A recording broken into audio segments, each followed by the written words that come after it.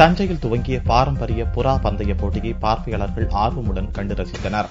மன்னர் காலம் முதல் கடந்த 1000 ஆண்டுகளாக தஞ்சையில் பாரம்பரிய முறையில் புறா பந்தய போட்டி ஆண்டுதோறும் நடத்தப்படுகிறது. இந்த ஆண்டு போட்டி வெள்ளிக்கிழமையன்று தஞ்சை அரண்மனையில் துவங்கியது. போட்டியில் கலந்து கொள்ளும் புறாக்கள் தொடர்ந்து 5 மணி நேரம் குட்டிக்கரணம் அடித்துக் கொண்டே பறந்து சென்று உரிமையாளர்கள் வீட்டை அடைய வேண்டும் என்பது போட்டியின் விதியாகும். புறாக்கள் வழியில் எங்காவது ஓய்வு எடுத்தால் அதை நடுவர்கள் போட்டியிலிருந்து விலக்கி விடுவார்கள். வெள்ளியன்று துவங்கிய இந்த போட்டி தொடர்ந்து 3 வார காலத்துக்கு நடைபெறுகிறது. பொழுதுபோக்கிற்காக மட்டுமே புறா பந்தய போட்டி நடத்தப்படுவதாக போட்டி ஒருங்கிணைப்பாளர்கள் தெரிவித்தனர். ஏறக்குறை காலை 7 மத்தியானம் 12 மணிக்கு பறக்கணுங்க. அது ஒரு தடவை கரணம் போடும். அது கரணம் மட்டும் தான் வெற்றி தான் கருத்தப்படும். ஒரே இடத்துல கூட தீனி போற இடம் அது டான் 2 இடம் வச்சிருப்பாங்க. அது 3 நாளா ஒருத்தருக்கு 8க்குள்ள ஒருத்தர் 12:30 தாண்டி உட்காரலாம், ஒருத்தர் 12:45 உட்காரும், 1 மணி உட்காரும். இப்ப எது அதிகமா ஆவரேஜா அதிக டைம் எடுக்குதோ அதுக்கு ஃபர்ஸ்ட் பிரைஸ் கொடுப்போங்க.